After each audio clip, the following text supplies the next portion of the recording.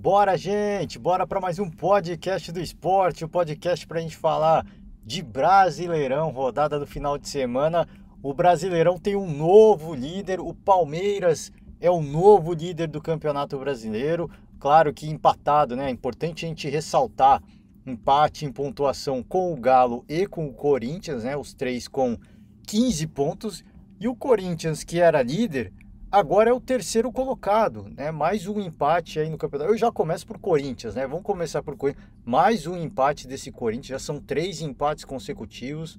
O Corinthians que chegou ao topo da tabela e tinha uma perspectiva de abrir vantagem para os adversários por 3 oportunidades, né? Dessa vez jogando em casa contra o América Mineiro. Muita gente dando como. E não só muita gente, a gente aqui no podcast também, tá? Aqui a gente também fala o calendário, a sequência de jogos do Corinthians muito favorável, né? Começando ali pelo Always Ready, jogando na Neoquímica Arena, empate em 1-1 ali naquela ocasião, agora contra o América também, apesar do América estar numa situação legal na tabela, né? No meio da tabela, chegou ali a pleitear o topo da tabela.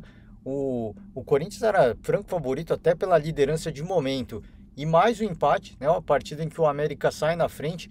O Corinthians tem que buscar o empate ali mais para o final do jogo. E um resultado ruim, porque o Corinthians não vem atuando bem e já não é de hoje. Tá? O Corinthians já não vem atuando bem há muito tempo. Só que o Corinthians vinha conseguindo resultados, né? E agora os resultados não estão acontecendo mais, né? O Corinthians consegue, no grande momento que vive o Cássio, que foi o destaque da partida também nesse jogo, num grande momento que vive o Cássio, que às vezes vive o Jô, contribuindo com gols, o Corinthians vem segurando resultados ou marcando gols que precisa para as vitórias, né? E mais recentemente não vem conseguindo isso, né? O Corinthians não vem sendo efetivo, não vem conseguindo, é, é, cara, dominar os seus adversários, dominar a partida. O Corinthians e de novo, assim, não é de hoje que isso vem acontecendo. A grande diferença é que antes os resultados vinham acontecendo e agora não mais. Então é difícil cada vez mais é, é, a gente não questionar o trabalho do Vitor Pereira, né? Porque o Vitor Pereira chegou e aí não houve questionamento, porque ele tinha acabado de chegar, ele estava começando um trabalho, e aí ele começa o brasileiro, ele perde aquele clássico com o Palmeiras, só que ele consegue ficar numa situação bastante confortável na Libertadores, né? De uma situação horrível que foi perder do Always Ready fora de casa. De repente ele consegue o empate, né, com o Cali, o empate com o Boca Juniors e fica numa situação de tabela bastante interessante, né, na Libertadores. Chega ao topo do Campeonato Brasileiro e aí as coisas começaram eu não digo que se mascarar, mas a gente ficava naquela, tá, ele tá ajustando o time, né? E o time é importante, no podcast a gente sempre falou, é importante você ajustar o time quando o time jogando mal, mas com o time ganhando, né? É importante isso porque você consegue ter paz, né? E você consegue ganhar confiança ao mesmo tempo. E agora os resultados positivos não vêm acontecendo. A minha preocupação, e talvez a preocupação da grande massa torcida do corintiana, da nação corintiana, o Corinthians teve um bom momento de vitórias, agora jogando mal, agora continua jogando mal, agora segue uma sequência de empates. Acho que a grande preocupação do torcedor é continuar jogando mal e vir uma sequência de derrotas, né? Aí seria o pior dos cenários para o Corinthians. Então o momento, eu não digo que ele é ruim, tá? O que a gente vê, essa sequência de empates do Corinthians é apenas um reflexo do que o Corinthians vem apresentando. O Corinthians não vem apresentando bom futebol, são partidas esporádicas que o Corinthians consegue. Partidas esporádicas não, mas eu acho que, para ser justo, né? Talvez não nas últimas partidas, mas antes dessas duas últimas, o Corinthians sempre teve, por alguns momentos do jogo, né, cara, boas atuações. E assim, por bons momentos, né? São lápides, né? São questão de 10, 20 minutos, talvez mais, talvez um tempo inteiro. Agora não, parece que o Corinthians está em declínio e a gente não sabe o que, o que pode ser a causa disso, né? A gente atribui mais a questão física, a sequência de jogos. É importante que agora a Libertadores vai ter uma pausa, né? Depois do término da fase de grupos, a Libertadores vai ter uma pausa aí de um mês praticamente. Então, o Corinthians vai ter um pouco mais de tempo, o Vitor Pereira e sua comissão vai ter um pouco mais de tempo de preparar os atletas. Agora, eu acho que o que a gente vê hoje do Corinthians, e não só hoje, sim, em termos de atuação, há muito tempo, desde que o Vitor Pereira chegou, eu falei, salvo algumas partidas, talvez a grande atuação tenha sido contra o Botafogo lá no Engenhão. Acho que tirando aquela partida, o Corinthians não teve uma grande atuação, né? O Corinthians não conseguiu fazer uma grande exibição. O Corinthians vem apresentando um futebol, pelo menos em termos de criação, tanto quanto questionável, contestável, e a gente está vendo o reflexo agora disso, né? Se houve uma empolgação com Santos e Corinthians, agora acho que a gente começa a ver um pouco da realidade, né? No caso, o Santos, uma equipe jovem, mas uma equipe que sente, e isso ficou evidente no pênalti que aconteceu contra o Palmeiras, né? Sente o nervosismo, sente a falta de experiência desse elenco jovem.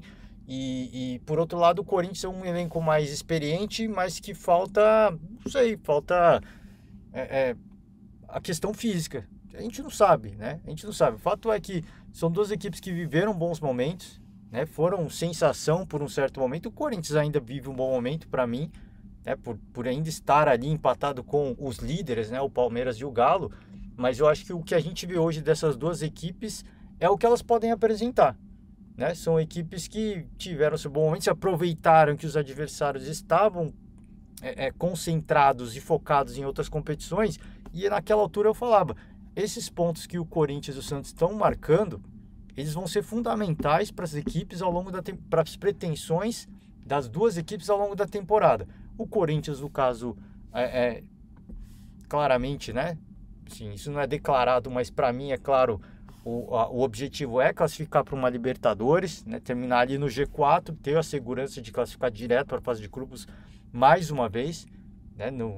O título, lógico que, isso pensando em brasileiro, o título, lógico que das competições internacionais, principalmente a Libertadores, ela é o objetivo, mas pensar em Campeonato Brasileiro eu acho que não era a prioridade do Corinthians e por alguns momentos eu achei que o efeito 2017 fosse se repetir, né? Mas essas coisas que acontecem, elas são uma exceção, né? O que aconteceu em 2017 foi uma exceção. E quando houve um esboço de que pudesse se repetir, de repente a coisa começou, eu não digo a desandar, mas a coisa começou a cair na realidade. Hoje a gente vê a realidade, né? É um time que tem os seus problemas, é um time que tem muita raça, é um time que não vai se entregar, é um time que se sair atrás vai buscar o resultado a todo custo, e esse é o Corinthians. Falta um pouco do fator físico, falta um pouco da criatividade, falta um pouco da inspiração, mas sobra transpiração, sobra garra, que é uma coisa que o Vitor Pereira ele já falou em coletiva e, cara, assim, pro torcedor, eu acho que há uma frustração, obviamente, mas esse é o Corinthians, né? Isso que a gente viu, e não dá para caçar as bruxas, achar que a culpa é do Vitor Pereira. Acho que o que a gente vê hoje do Corinthians é a realidade do que o Corinthians pode apresentar. E eu acho que naturalmente vai cair até um pouco mais na tabela, tá? Sim, eu acho que vai cair um pouco mais. Até acertar o tom, até conseguir um balanço, né? Conseguir equilibrar boas e más atuações ao longo de uma partida, equilibrar jogadores, equilibrar condicionamento físico. Aí eu acho que o Corinthians ele se estabiliza aí do meio para cima da tabela, mas eu acho que vai até tender a cair um pouco, né? Porque são repetidas agora, já são repetidas atuações ruins do time do Corinthians, ruins da equipe do Corinthians. E o Corinthians poupou contra o Always Ready, né? Porque o Always Ready entrou com uma equipe reserva, o Corinthians poupou contra o Always Ready para jogar, né, tudo que podia contra o América. E não conseguiu. O América, se saísse vencedor, não seria nenhum absurdo. Eu acho que até seria até um pouco de justiça, né? Mas enfim, vamos seguir, falar dos jogos de sábado, né? Falei do Corinthians porque time que acabou perdendo a liderança. Mas falar rapidamente de jogos de sábado, né? Passar pela rodada rapidamente. Goiás e Bragantino, 1-1. Bragantino não vive um bom momento também. Outra equipe que passou por um momento muito bom. E claro que dadas as devidas proporções, né? O Corinthians está fazendo muito mais que o Bragantino. Mas o Bragantino passou por um momento muito bom. sonhou com a classificação para o mata-mata da Libertadores e de repente não pegou nenhuma Sul-Americana e também não vive um grande momento no Campeonato Brasileiro, tá? Dadas as devidas proporções, porque o Corinthians para mim ainda vive um grande momento. O Fortaleza empatou com o Juventude 1-1, jogo na Arena Castelão, mais um resultado negativo, empate que não foi bom para nenhuma das duas equipes. O Fluminense é a primeira equipe ali na zona do rebaixamento e o Fortaleza é o lanterna. Eu falei segundo porque tem 2 pontos, né? Então, assim, o Juventude, que é o primeiro time na zona do rebaixamento, tem 7 pontos.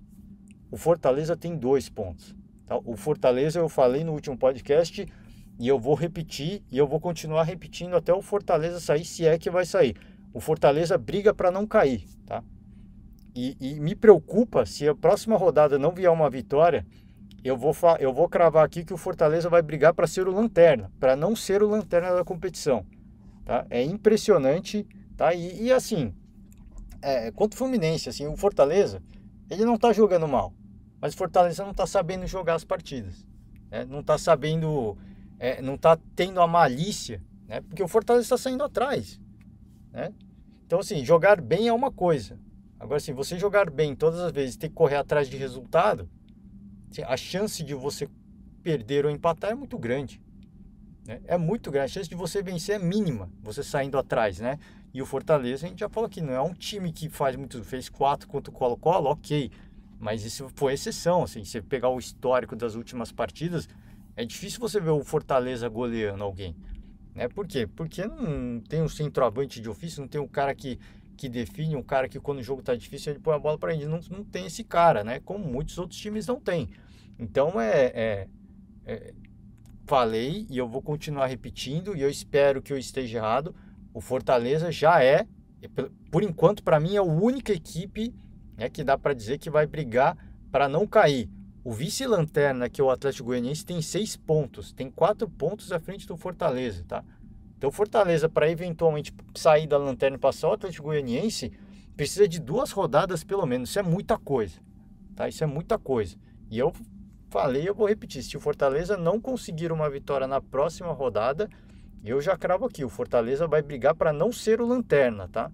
Não ser, assim, é triste, cara, assim, é triste demais a gente falar esse tipo de coisa, porque eu torço muito, eu sempre falo aqui, eu torço pelos times que representam os estados, não o eixo Rio-São Paulo, né?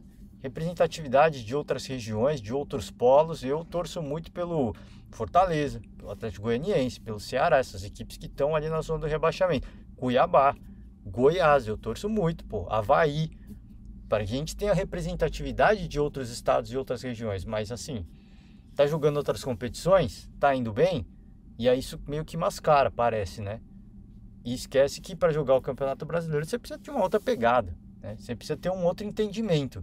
Nem que para isso você tem que jogar o tal do futebol feio. Não adianta você jogar para frente, bonito, criando 1000 oportunidades e não ganha o jogo, né?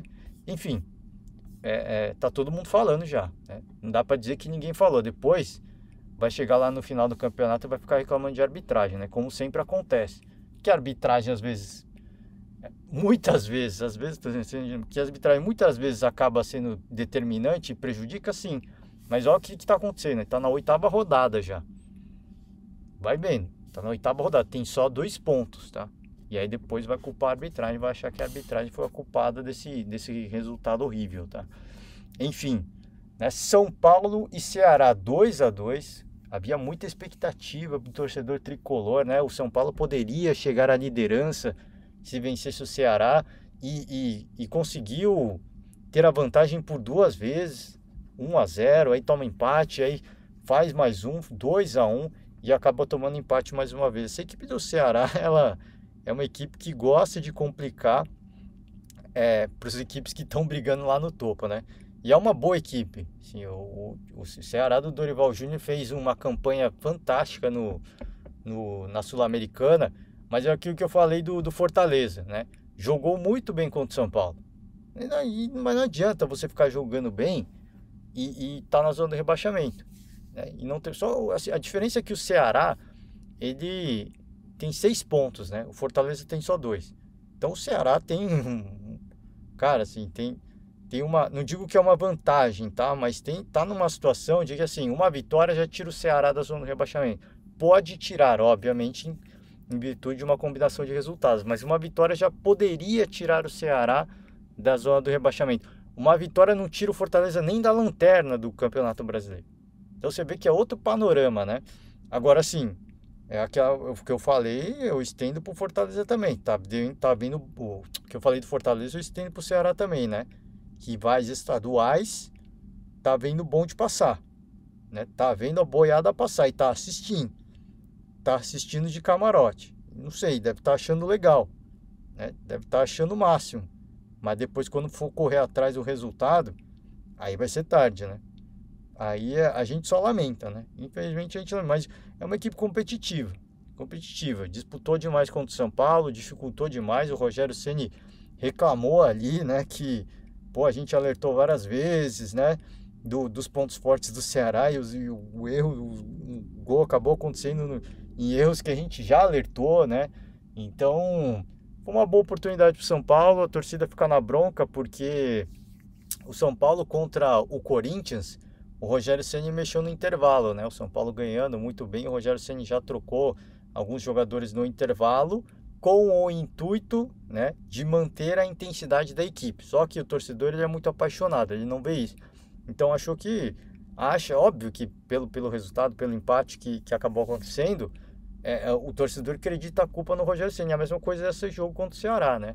O Rogério Ceni fez algumas mudanças e, de fato, esse jogo contra o Ceará, pelo menos, é, é, o time foi perdendo rendimento ao longo das substituições. E aí dá para você questionar algo. Mas contra o Corinthians, não. O Corinthians, obviamente, não ia ficar coado o tempo todo, ainda mais jogando na Neoquímica Arena, né? Então, acho que é muita.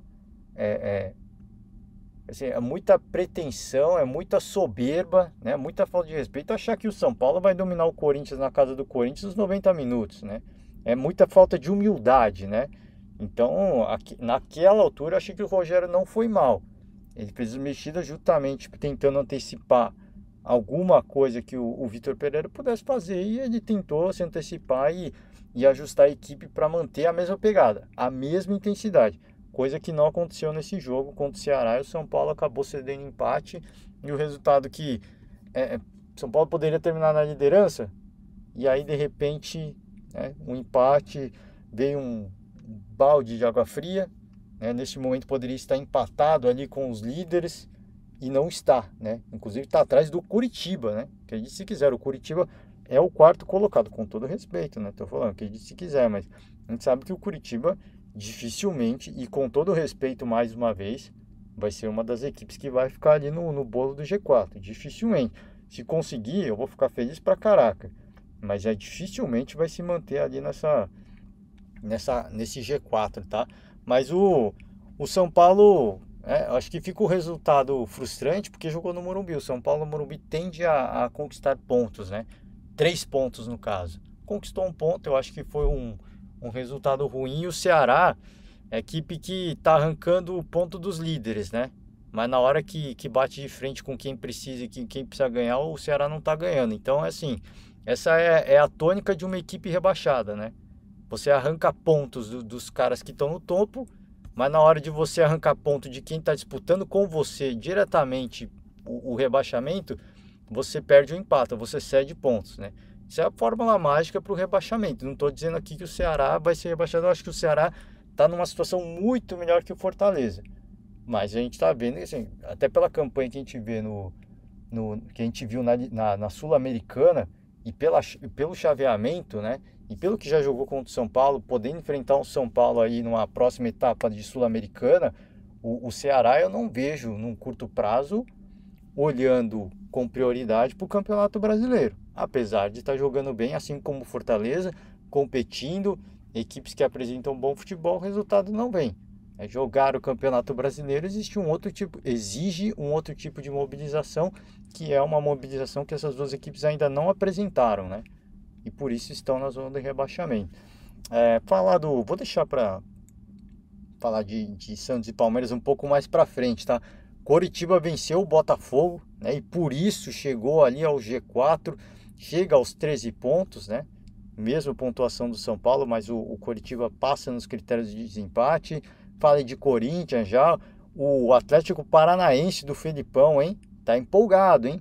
Tá empolgado o Atlético Paranaense, 1-0 para cima do Cuiabá na Arena Pantanal, tá? O Atlético Paranaense é o sexto colocado. E o Atlético Mineiro enfrentou o Avaí e passou por um perrengue, hein? O Avaí saiu na frente e o Galo teve que buscar uma virada no segundo tempo, né?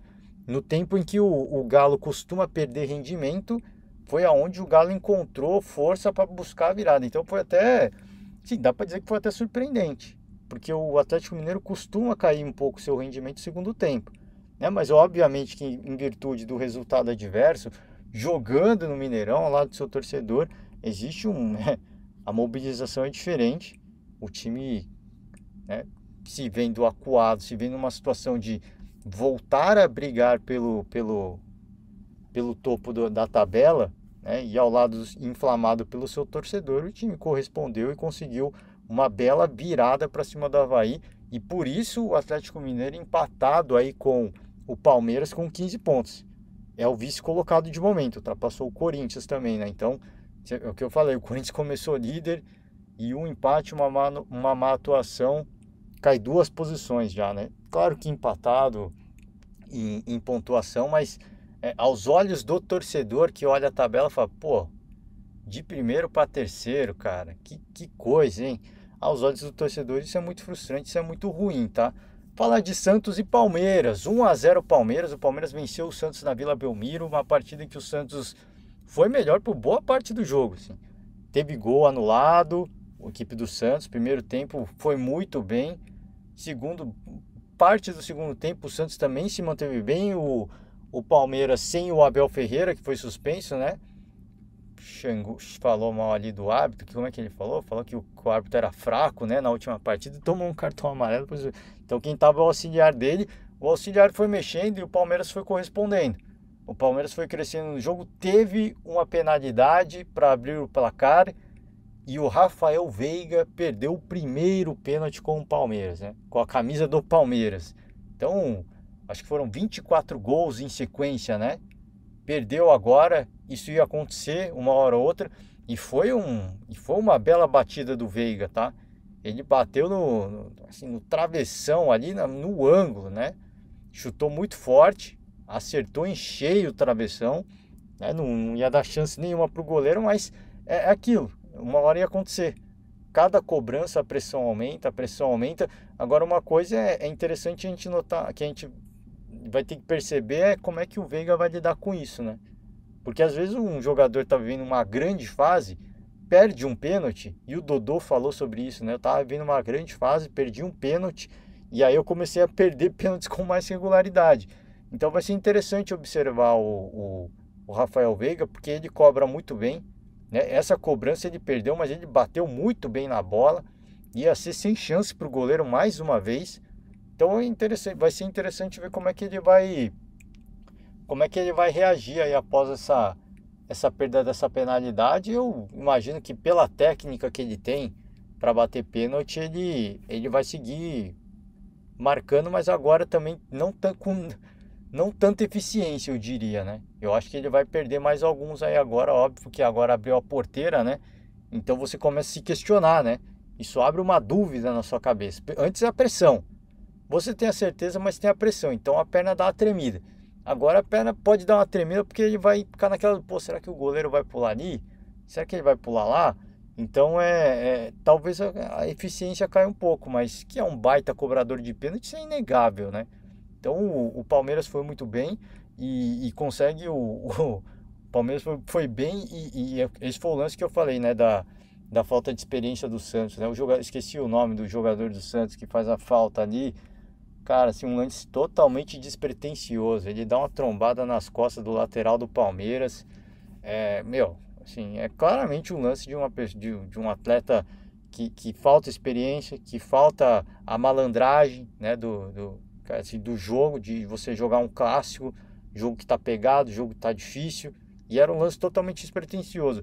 O Palmeiras faz um gol com o Gustavo Gomes, né, que houve aquela dúvida se foi Gomes, se foi contra, o juiz acabou dando o gol pro Gomes, e o Palmeiras terminou assim, 1-0, resultado que precisava. Depois o Santos tentou, sem jogar bem, obviamente, né? Porque aí o Palmeiras já tinha conseguido abrir o marcador, mas aí foi mais pro abafo. O Santos, né, tentou incendiar o jogo, foi para um abafo ali, mas nada conseguiu fazer. O Gustavo Gomes fez um partidaço, né?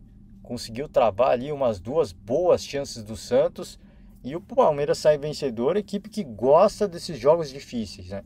É impressionante como o Palmeiras gosta de jogar jogos complicados, clássicos, por exemplo, né? É impressionante, assim, a mobilização que essa equipe tem para jogar esse tipo de jogo, um clássico nacional, um clássico estadual, né? É impressionante. O Palmeiras encara esse tipo de jogo como um jogo de mata-mata.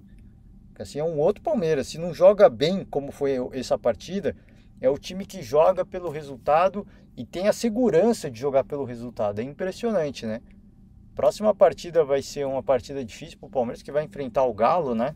Só que com vários desfalques, né? Já alguns que servem, que foram servir a seleção brasileira já não jogaram nessa partida, outros vão servir as suas respectivas seleções. E o reforço do Palmeiras vai ser o Abel Ferreira, né? Que aí volta para o banco, mas vai ter um desfalque, vai ter desfalques importantes aí para a próxima partida contra o Galo, jogo importantíssimo para duas equipes, né? Vale o topo da tabela do campeonato. Quem diria, né? Se a gente dizia que o Corinthians tinha um calendário favorável, de repente, né, em uma rodada, o Palmeiras e o Galo estão brigando pela liderança em jogo direto, né? É impressionante, cara, que você vê como tudo muda muito rápido, né? Tudo muda muito rápido no Campeonato Brasileiro. Para finalizar, Fluminense e Flamengo. O Flamengo finalmente venceu o Fluminense no Fla-Flu. Era um jejum muito longo e acredite se quiser, né? O Flamengo saiu atrás, né? O Flamengo saiu atrás, o Cano fez um gol muito rápido, muito cedo no jogo. Parecia que ia ser, né, mais uma noite difícil para o Flamengo. Vaias ao Paulo Souza. E a verdade é que o Flamengo consegue a virada com o gol do Gabigol, né? Gabigol, artilheiro, centroavante, tudo certo. E aí, Andreas Pereira também fez um gol, né? Então,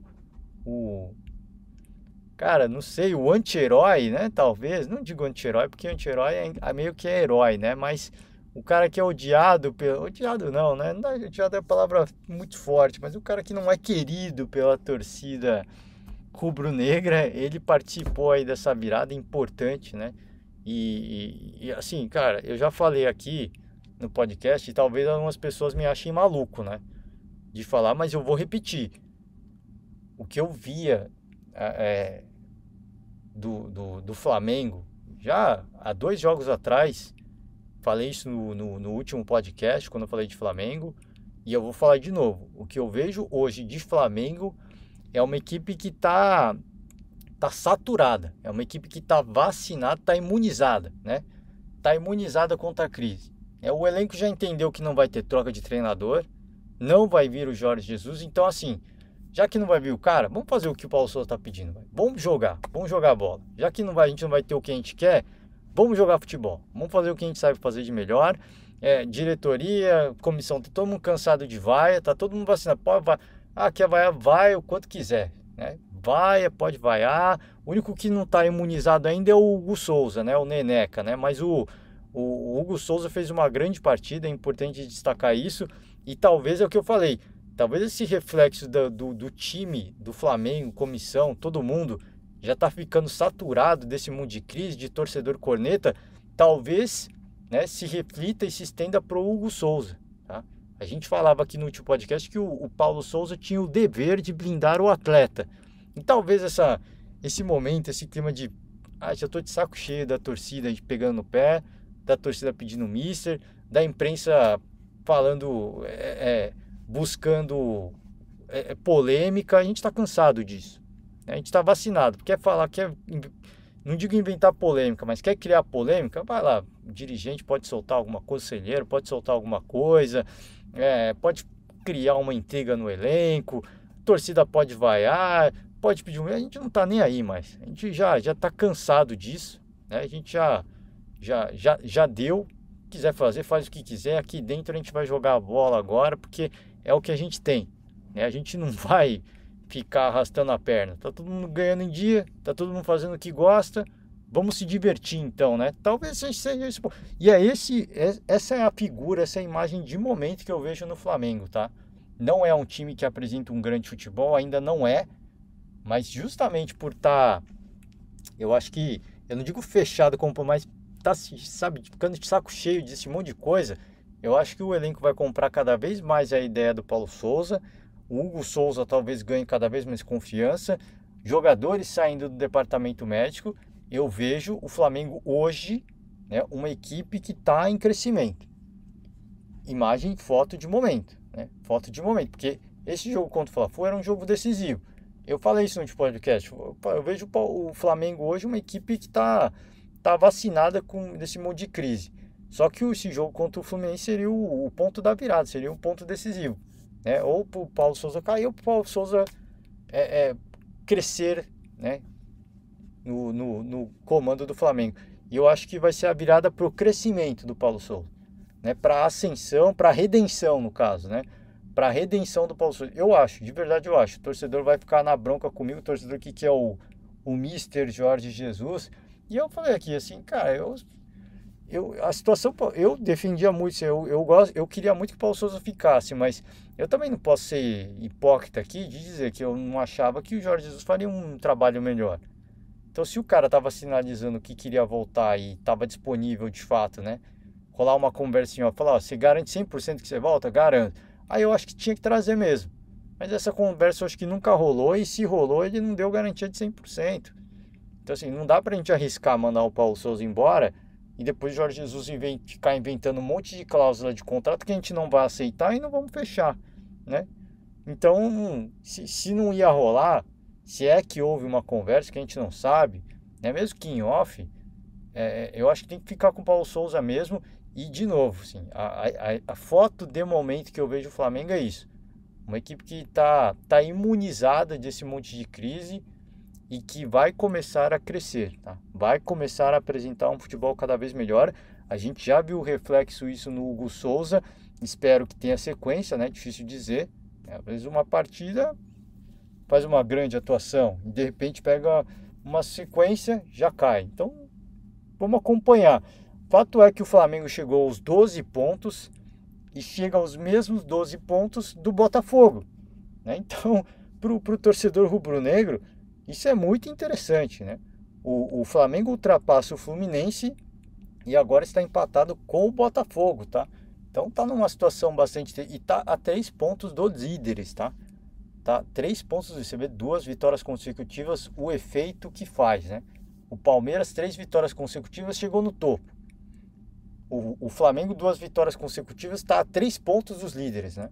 Então você vê que campeonato maluco. Eu acho que a gente começa a ver, e dentro de 2, 3 rodadas a gente vai ver a normalidade, que é Palmeiras, o Atlético Mineiro e o Flamengo, os 3 grandes favoritos, disputando o topo da tabela do Campeonato Brasileiro. Eu acho que sim, tá? É cedo para falar, eu também acho que tem time aí que pode, né, complicar um ou outro, mas eu acho que em 2, 3 rodadas a gente vai ver, se não os 3 nas 6 primeiras colocações, mas os 3 ali, muito próximo de pontuação, e ali no G4 e G6, né, que aí ficam os 3 muito próximos, e os 3 ficando ali nesse G4 pelo menos, já é um forte indício que as previsões dos favoritos, pelo menos, do favoritismo, elas vêm se confirmando. Então, acho que isso pode acontecer, isso tende a acontecer. Eu acho que isso vai chegar muito perto de acontecer, se não em uma rodada, 2 ou 3 rodadas, tá? Então, com isso, falta um jogo para acontecer, tá? Internacional e Atlético Goianiense, vai ser na noite da segunda-feira, no Beira-Rio, mas o momento da tabela é esse: Palmeiras líder, Atlético Mineiro vice-líder, Corinthians terceiro colocado, repito, as 3 equipes com 15 pontos, Coritiba fecha o G4, 13 pontos, São Paulo também 13 pontos, quinto colocado, Atlético Paranaense sexto colocado, 12 pontos, aí vem mais equipes com 12 pontos. O Botafogo, o Flamengo, então o Flamengo já tem pontuação de G6, né? E aí vem Santos, América Mineiro, Fluminense, 3 com 11 pontos, Avaí, Bragantino e Internacional com 10 pontos, é importante a gente dizer que o Internacional ainda vai jogar, Goiás, Cuiabá, e aí abrindo o Z4, Juventude, Ceará, Atlético Goianiense que ainda vai jogar, e o Fortaleza, né, lanterna com apenas 2 pontos em 8 rodadas. O Fortaleza ainda vai jogar, tem uma rodada a menos, né?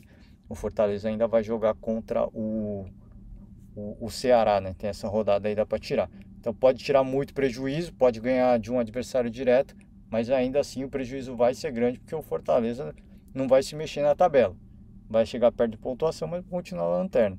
Então, é o jogo dos desesperados, se a gente pode dizer assim. Quando essa partida acontecer, vai ser o jogo dos desesperados. É isso, gente. Por hoje eu vou finalizar, né? Vamos acompanhar esse jogo que falta. Se der tempo, amanhã a gente volta, a gente grava para falar de Inter e Atlético Goianiense. Mas se não der, a gente vai voltando ao longo da semana, a gente vai trazendo mais assunto, a gente vai falando de mais futebol. Se der tempo, a gente fala um pouco de Champions League. Real Madrid campeão mais uma vez, soberano total na Europa, né? O Real Madrid é um carrasco, né?